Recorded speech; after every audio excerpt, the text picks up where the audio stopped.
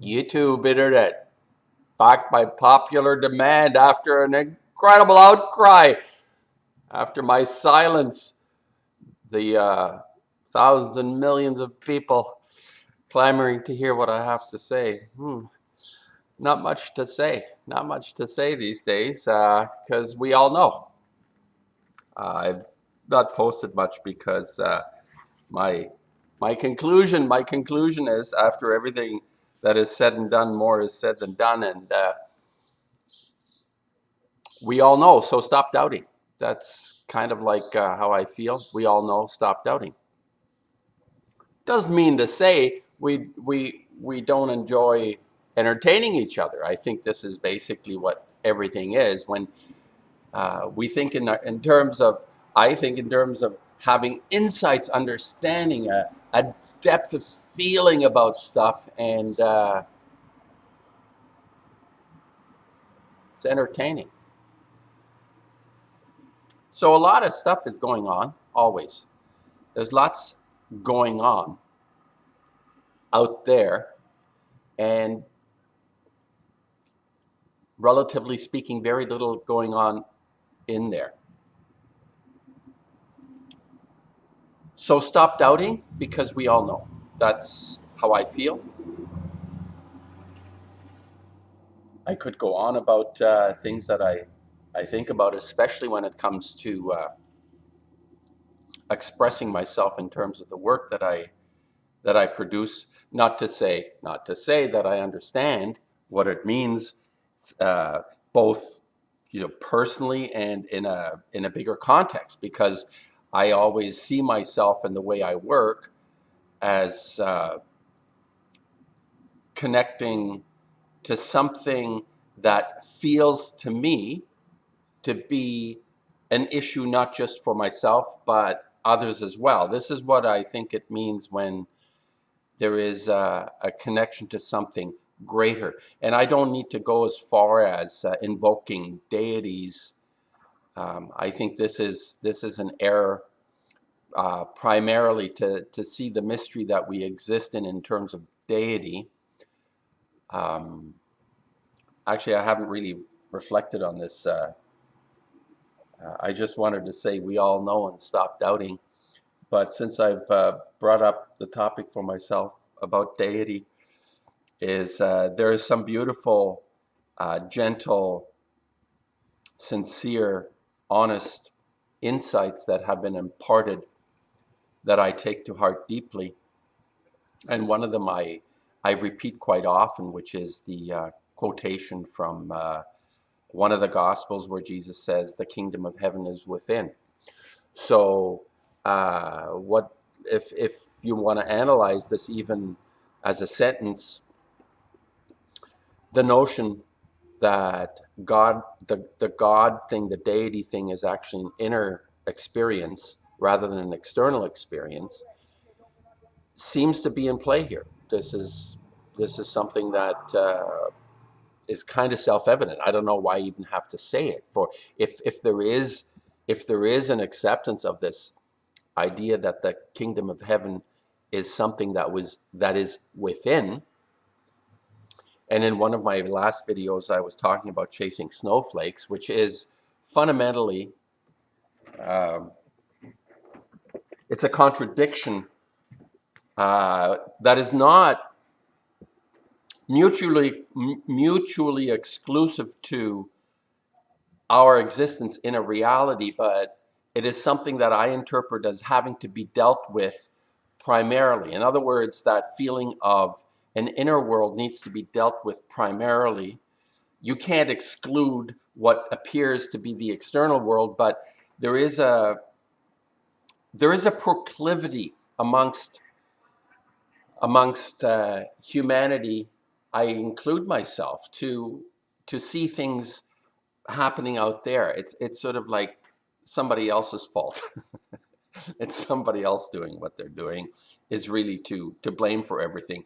And there was a major revelation for me, I think, that after 40 years of making paintings, that it's actually not what's out there, but it's what comes from within that determines what is out there. That's after having made paintings. And my early work I don't see as being as uh, meaningful in this regard, because I didn't really understand. I was looking around and looking for the influences. A critic once referred to my work, it's about 20 years ago. He said that looking at my paintings and the history of 20 years of painting, I had a show where it was a survey of my work over a period of the first 20 years. And he said it's like seeing a whale absorbing plankton, opening the mouth and absorbing all the influences and having it come out at the rear end. Whales must take huge shits, I imagine. Um, it's not the right metaphor. It's like swimming through the ocean and grabbing grabbing the the plankton, the microscopic food. It's quite extraordinary. The biggest mammal on the planet eating the smallest life forms on Earth is kind of a weird juxtaposition. Anyway, yeah, the whales who are beaching themselves, people, because Fukushima is and has destroyed most likely most of the Pacific. I suppose it was an apt metaphor for me at the time in the early 90s. Uh, there was no Fukushima in the way it is now. I mean, nuclear pollution has always been there because these plants, these death plants, were created in my perception of this. It is an extermination, which is something that runs through our depraved external world, which comes from the inner world, which is why I say there is no result out there unless there is a result in there. And to expect something to change that we see, sensitive people have the ability to perceive the misdeeds and the dysfunction that is out there, but it still is a prerequisite of being able to resolve that notion of the inner kingdom, that notion. Oh yeah, I was saying about the concept of deity and all that, which is an anomalous, um, erroneous construct in order again to divert us, because we have that tendency to put on a platform the way we do icons that don't deserve our respect. They're put on a pedestal just for appearing on a screen or something, and it's got to be a big screen, like 20 feet by 30-foot screen. The bigger the head of the icon, the bigger the impact. So yeah, what am I saying today? We all know, so don't doubt. I think that's my point. I just want to say that we all know, and the despair and frustration that I personally feel about the things that may be going on outside, in no way do I diminish the advocacies of people. I include myself to being an advocate for, but the inner work needs to precede any change that will happen. So if we see ourselves in a fight, in a struggle for something, it primarily has to be initiated. It comes from within, and the results will be inevitable in the sense that they will manifest. That's my belief, that they will manifest in a very powerful way out there. So as long as we're struggling and thinking we want an effect in a certain way, it's never going to happen. So my recent brief silence is basically because my sense is that we all know, and it requires deep inner work at this point in order to get the results in the external world, which is a whole other conversation. I'm much more, I was going to say adept, but not necessarily so, because I focused on the external world for most of my life.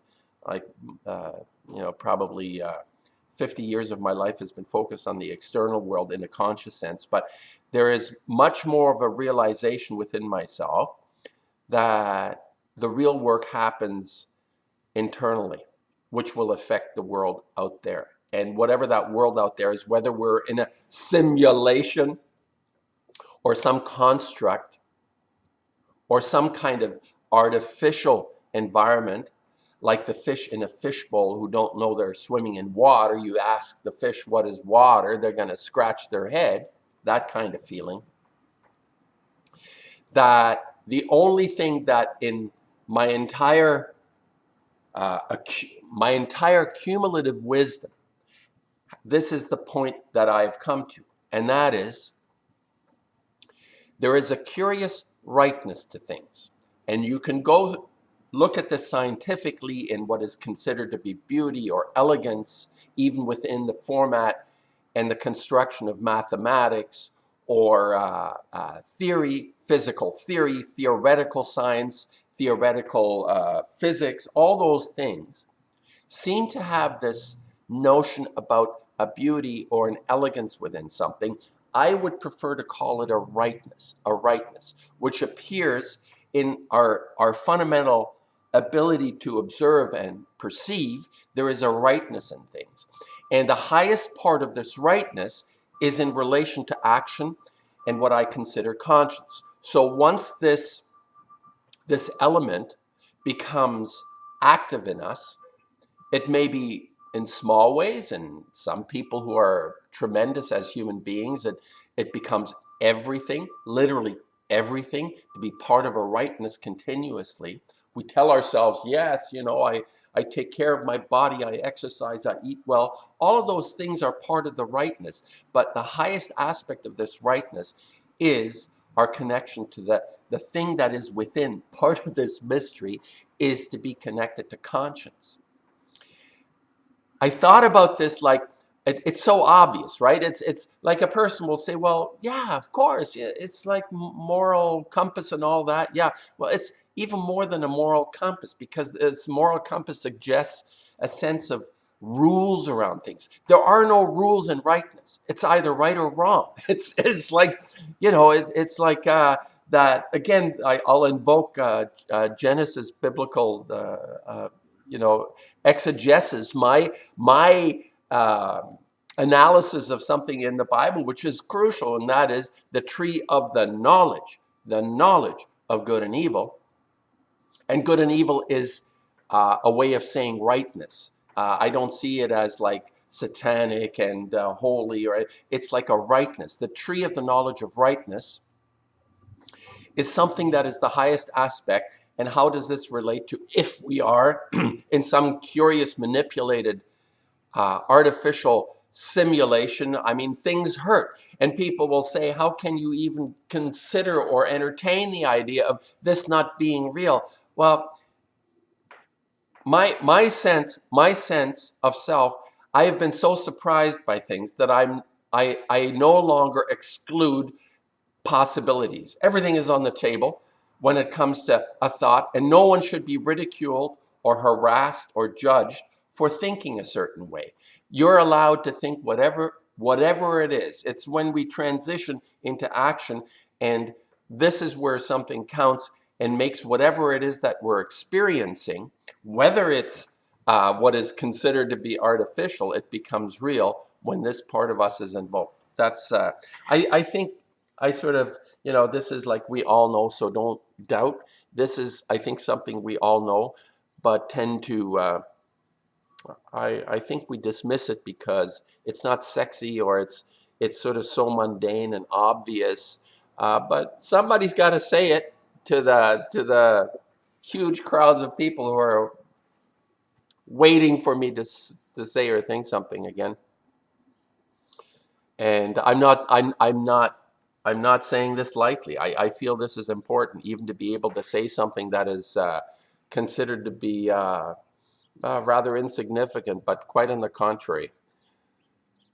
Quite on the contrary, people. The most insignificant and light things. I was just watching a brief video by Hank McGurk again. He had a William Carlos Williams poem. I'm not that familiar with William Carlos Williams, but there is a realism in that age, that kind of poetry that expresses simplicity in such a profound way. I mean, it becomes,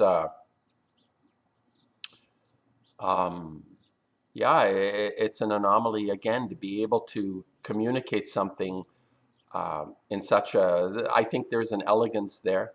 When simplicity is invoked to express a feeling and an idea, there is an elegance within that that carries the message. Rather than listening to the words, of course we do, but the message is within the structure of the simplicity. It has a lot to do with the way I work. I appreciated this little thing that Hank posted, because it is something that I actually feel very connected to in terms of my own work.